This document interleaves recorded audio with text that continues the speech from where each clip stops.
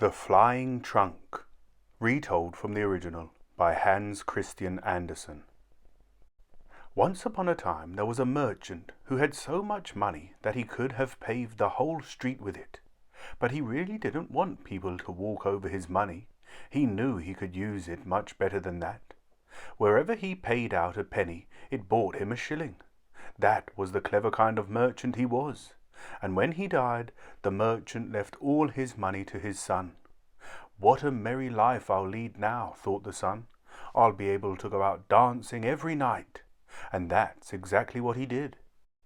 But this wasn't all the fun he had. He would fly paper kites made from banknotes and throw gold pieces into the wishing well instead of pennies.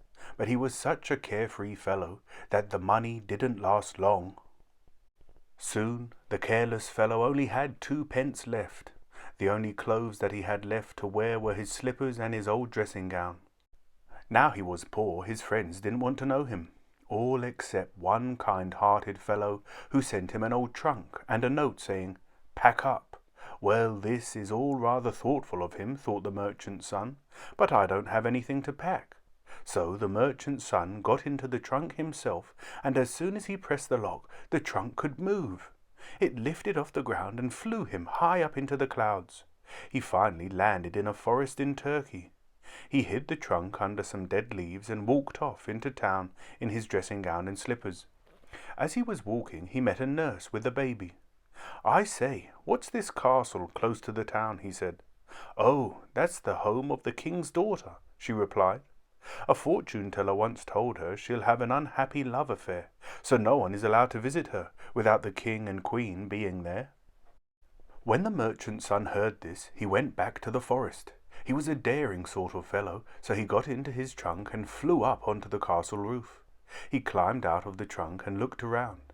The castle was huge, and all was quiet except for the sound of a cat purring on the castle balcony.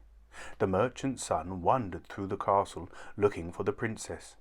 When he found the princess, she was lying on the couch asleep. "How beautiful she looks," thought the merchant's son, and then he kissed her. The kiss woke her up. "Who are you?" she asked. "I am not allowed to receive visitors in my room." "Don't worry, I am the Turkish god who lives in the sky," he told her.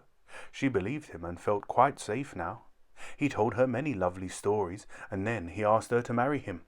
The princess was so enchanted by him that she said yes straight away. Then, just as the merchant's son was about to leave, the princess said, "Can you come back on Saturday? The king and queen are coming to tea then. They will be so proud when they find out I am going to marry the Turkish god. But do make sure you have a good story to tell them, because my mother and father always enjoy a good story. My mother likes a story to be absolutely correct, but my father likes it to be funny, so that he can have a good laugh." "All right," said the merchant's son. "I won't bring any gifts. I'll just tell them my best story instead." Then the princess gave him a handful of gold coins, so he flew off in his trunk and bought himself a new set of clothes. Then he sat in the forest for a short while and tried to think up a good story. It had to be ready quite quickly, so it wasn't an easy task. Saturday soon came, and the merchant's son had the story in his head. He went straight to the palace, and when he got there, the king and queen were already assembled with the other guests. The king and queen greeted the merchant's son warmly. "Welcome, O Turkish god! Our daughter has told us all about you. Please tell us one of your fantastic stories," said the queen. "But do make it one that has a strong moral." "Yes, but it has got to be a story that will make us laugh as well," said the king. "All right," said the merchant's son, and he started to tell his story. "Now listen, everybody." And so he began. Once upon a time there was a bundle of matches. They were all very proud of their high birth. They came from a tall fir tree, the king of trees. Each matchstick came from this wonderful tree. Now they lived in a little pot with the other cooking pots, kettles, baskets, and jars in the kitchen. Then one of the matches started talking about his younger days, and while he started to talk, some of the pots and pans started laughing and dancing around the kitchen.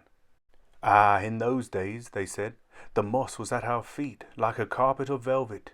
Every morning and evening we had a diamond tea that was the dew. All day we bathed in the lovely sunshine, and all the little birds used to tell us stories. But then the woodcutters arrived and chopped our lovely tree down, so our family was all split up. The top of the trunk was made into a ship that sailed on the high seas. The other branches went to other places, and we were just turned into matches.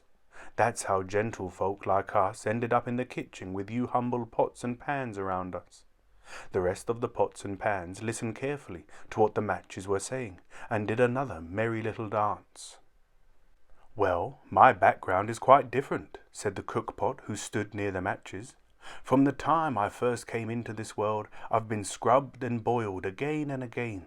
I'm a practical soul, and I'm number one in this house as far as usefulness goes. What I like doing best is after dinner, sitting all clean and tidy on the shelf and having a nice little chat with the other pots and pans. I can fry, I can boil, I can cook the best meals you've ever tasted. I've got no airs and graces, and I don't need any." In order to stop this heated argument, the fire tongs joined in. When the fire tongue spoke, everybody listened, because he was friends with everybody. "I am strong, I'm not made of putty. I love dancing, and I'm not afraid of fire.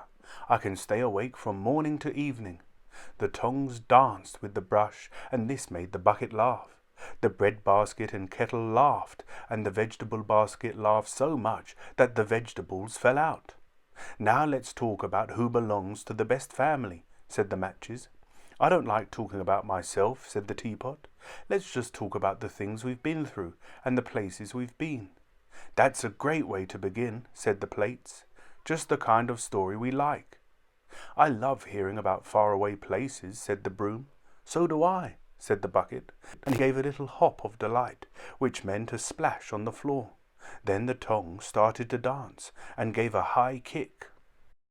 While all this chattering and clattering was going on, the maid walked into the kitchen. When the pots, pans, and matches saw the maid, they all stood still. Nobody said a word. All the singing, dancing, and jollity stopped straight away. The maid took the matches out of the pot and struck a light with them, and how they blazed! "Now," thought the matches, "everyone can see that we are the refined ones. This is our chance to shine. This is where we really sparkle." And then they burnt right out. "What a lovely tale," said the Queen. "I felt as if I was in the kitchen with the matches. I could almost feel the warmth of their flames. Yes, for telling us such a lovely story, you certainly can marry our daughter." "Indeed," said the King. "You will marry our daughter on Monday. We shall have a grand party with the most incredible firework display that this city has ever seen on the eve of the wedding, and everyone in the city will be invited to the feast. After all, if the Turkish god is marrying my daughter, he deserves nothing but the very best." The merchant's son bowed down to the King and Queen. "Thank you," he said. "I promise that I'll take good care of your daughter." The wedding was all set up, and the night before it, the whole town was lit up. "I suppose I'd better join in too," said the merchant's son. So he brought rockets and Catherine wheels and every sort of firework. Then he put them in his trunk, pressed the lock, and flew up in the air with them. How they went off as he flew into the air! Never had the onlookers seen such an amazing sight in the sky. "That must be the Turkish god, who is going to marry our princess," they all whispered as fireworks in every color whizzed and banged throughout the sky. The merchant's son waved to the crowd of people below. He was really enjoying himself. When the merchant's son landed in the wood with his trunk, he thought he may as well walk into town and hear if people had been gossiping about him. It was only natural that he should want to find out what everybody was saying, and about how people were talking about him. "I saw the Turkish god himself," said one. "His eyes shone like stars, and he had a long grey beard." "I saw him fly up in the sky in a blaze of fire," said another. "He had a pair of golden wings to help him fly," said another. All the people of the city were trying to outdo each other by telling the most fantastic stories about him. Yes, the merchant's son liked what he heard, and tomorrow was his wedding day. He was feeling very pleased with himself, so he went back to the wood to get into the trunk. But where was it? The trunk was burnt to a cinder. The fireworks had left a little spark, which had set fire to the trunk, and all that was left of it was a pile of ashes and a few planks of wood. His trunk would never fly anywhere again. Never again would he be able to return to his lovely bride. The next day the princess waited all day long for the merchant's son to return, but he never came. She may be waiting still. As for the merchant's son, he's still wandering around the world, and he's a very popular storyteller. But none of the stories he tells are as jolly as the one he told about the matches. The end.